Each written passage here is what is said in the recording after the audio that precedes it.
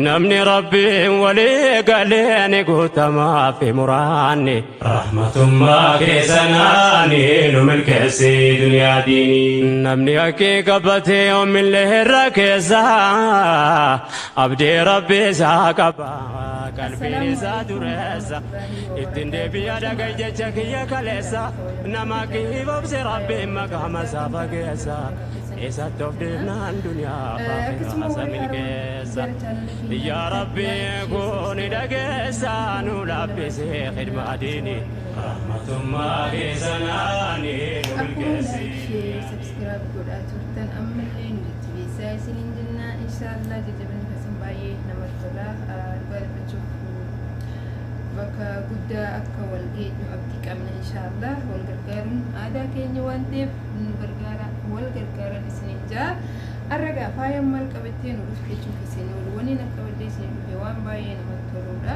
حسابو جولي بي عربا جرتن warri suudii arabiyaa jirtan waan baay'ee takka waan isin barachuu qabdanidha. Viidiyoo kana hanga dhuma isaa daawwadhaatii laayik, sheer, sabskiraayib godhuu hin dagatinaan isin jira.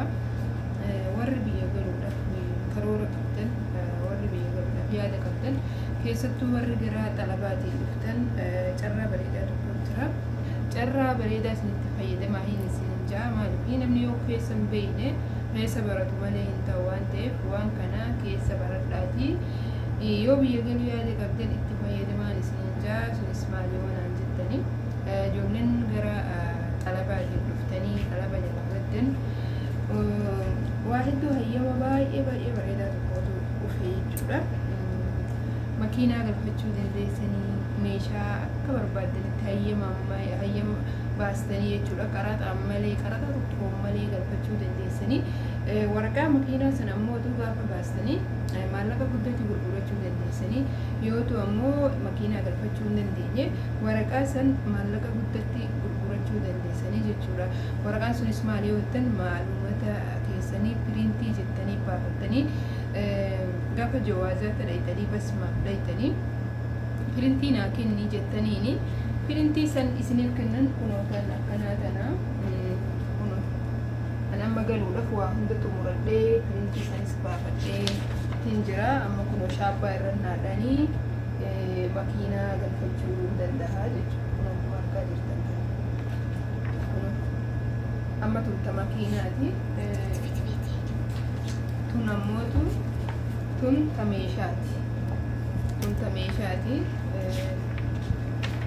Kunoo akkanatti naa barreeffamee tun tameeshaati waan hundi shaabbaan naa dhabanii jechuudha.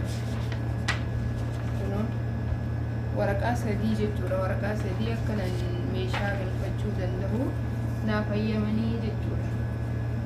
Maaliif warri biyya kana xiqqishoo turtan biyya kana keessa xiqqoo turtan amata 5 yoo dabartan makiinaa akkasuma meeshaa baay'ee karaa baay'ee meeshaa gurguddaa galfachuu dandeessanii yoo galfachuu hin dandeenyes maallaqatti gurgurtanii warra galfachuu danda'u meeshaa san nama sanii baastanii maallaqatti gurgurachuu dandeessanii isinin jaa piriintii kana gaa'eessaa baafna yoo naan jettanii gaafa basmaa godhuudhaaf jawaazaata dhaytan piriintii naa kenni jettaniini piriintiin barbaadaa maalumata kiyyan barbaadaa jettaniini jechuudha.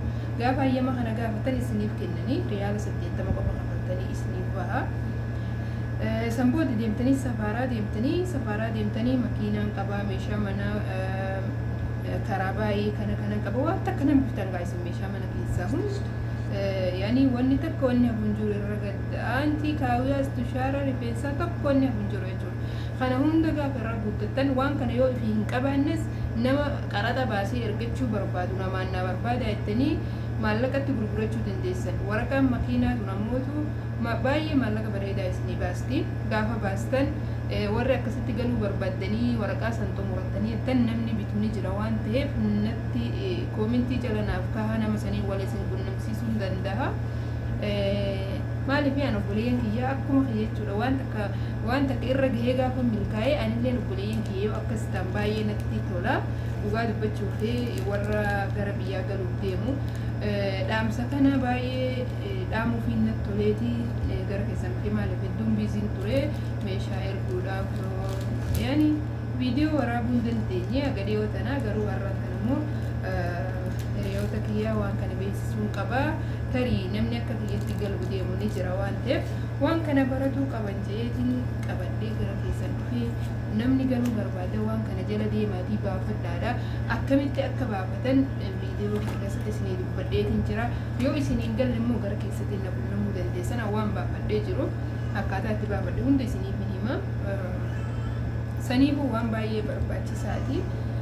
Maaliif namni tokko gaafa dhugaa dubbachuuf hayyamaan biyya kana seenuu biyya baay'een itti gammada. Osoon gara baharaatiin dhufee arra baay'een gadda jechuudha. Hayyamaan biyya kana seenee waan hin barbaade gaafa galuu fa'is waan niyyaan xiyyeena kajeelte guduun qaraxa tokko malee biyya kanarraa galfachuu biyyaaf baay'een itti gammada jechuudha. Maaliif warri baharaan dhufee baafachuu hin danda'u.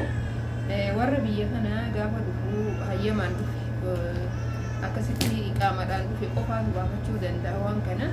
Saniifuu obboleeyyan kiyyaa waan kanatti fayyadaman isinijaa namni waan beekurraa waan xiqqoo takka yoo beeste walii qooduun baay'ee barbaachisaadha. Ani irra yoon isinirra beekee waan kaniif itti fayyadamee caljee natti tolu maaliif waan inni itti fayyadamee takka obboleeyyan kiyyaa qooduun dirqama waan ta'eef gara keessan dhufee saniifuu warri gara biyyaa galuu barbaadan waan kana jabaadha godhadha. Waraqaa makiinatis baafadhaa. Kan makiinaa galfachuu dandeessanis galfadhaa. Kan ammoo gurgurachuu dandeessan waraqaa gurguradhaan isin jaa. Keessafuu meeshaa karaa baay'ee meeshaa gurgurtaa galfachuu dandeessanii. Saniifuu baay'ee inshaallah obboleeyyan kiyyaa baay'ee takka waan hedduu bareedaati. Saniifuu inshaallah itti fayyadaman isin jaa. Viidiyoo kanas hangaruma viidiyoo kana daawwadhaadha. Laayik, sheer, sabskiraayib godhuu hin dagatinaan isin jaa. Maaliif namni tokko gaafa biyya galuuf ka'e waa hedduu si barbaachisa. Kanaafuu biyya kana gaafa galtee sheenawuu osoo hin taane waan kana waa hunda waan godhamuu qabu godhattanii akkasitti deemuun keessan baay'ee barbaachisaadha. Isin jaa waan kana irratti hojjedhaan anamma sababii waraqaa kanaa tikeeta yeroo lama muree jechuudha. Tikeetni tokko mureen guyyaan na jala bu'ee Samboodi gaafa safaraa dhaqu guyyaa hanganatti sii bahuu hin danda'u deemachi dhaqii deddeebisuu natti guddatee deebi'een tikeeta san jijjiiree naaf dheeressaa waqtii jeeni ammallee deemee maallaqa guddaa irratti dabalee tikeeta muree jechuudha. Maaliif faayidaan waraqaa kanarraa argatu guddaa waan ta'eef tikeeta kana gubee sambooda ifan tikeeta kana gubee habiroo yaani guyyaa tikeeta sanii dabarsee haarawati tikeeta guyyaa achi sisanii naa qaban jechuudha maallaqa itti dabalee. Akkasanii baay'ee garuu cinqaa guddaa itti cinqamee torbee takka guutuu halkanii guyyaan hin deema achi dhaqee as dhaqee deemee akkasii alhamdulillah amma naa bahee jira. Amma gaafa hunda xumuradhee saafaruuf karaarra jira inshaallah du'aayi godha asumaan akka rabbiin nagee hammaatii kiyyaan nagachuu. Du'aayiidhaan na bira dhaabbadhaan isin jaa bulee kiyya maaliif biyya namaa tana haga xiqqaa fi biyya namaa kana keessa gaafa jiraattu gaafa biyya galtu gammachuudhaan galuun baay'ee barbaachisaadha waan ta'eef alhamdulillah alaa kulli haali nagayaan gammachuu maatii keenyatti akka gallu abdii qabna. Saniifuu gaa inshaallah viidiyoo kanas laayik, sheer, sabskiraayib godhaa isiniin jenna. Ganaa kana caalaa irratti hojjenna gaafa biyya galles waan babbareedaa waan biyya keessa jirus waan beeknus waan hin beeknes ganaa baranna jechuudha. Viidiyoo babbareedaa qabannee dhufna waan ta'eef saniifuu haa inshaallah buliyyeen kiyyaa hedduu namatti tolaa. Kun ammoo maali yoo naan jettanii paaspoortii raqamii paaspoortii kaniin gaafa dura biyya kana dhufuuti jechuudha. Pirintii yeroo duraa baatu tanaa jechuudha. Pirintii yeroo duraa baatu tana sanbooda raqamii asirraa kanaan ka hiqaamaa si harkisa. Raqamii summeetti kunoo as jira raqamii. Kunoo raqamiin as jira.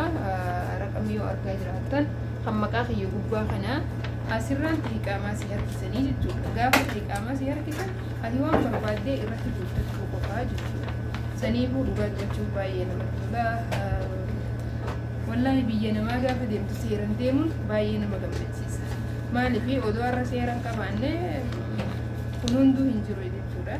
Kanaaf alhamdulillah akkasitti kun waan hunda xumuradhee waan hunda fixadhee gara biyya xiyyaa galuuf deemaa du'aayi naan godhaa. Viidiyoo kana hanga xumura isaa daawwadhaa. Laayik share subscribe godhuun hin dagatinaan isinin jaa asumaanuu karaa nagayaa akkanaan jirtan abdiin isinirraa qaba akkasii obboleeyyan kiyya baay'ee isin jaaladha baay'een isin kabaja hundumti keessanuu nagayaa ranaa turaan isinin jaa nagayaan naa jiraadhaan isinin jaa akkasii gaa inshaallah hanga viidiyoo biraatii wal deebinutti nagayaan naa jira nagayaan naa jiraadhaan isinin jaa isinin jaalladha baay'ee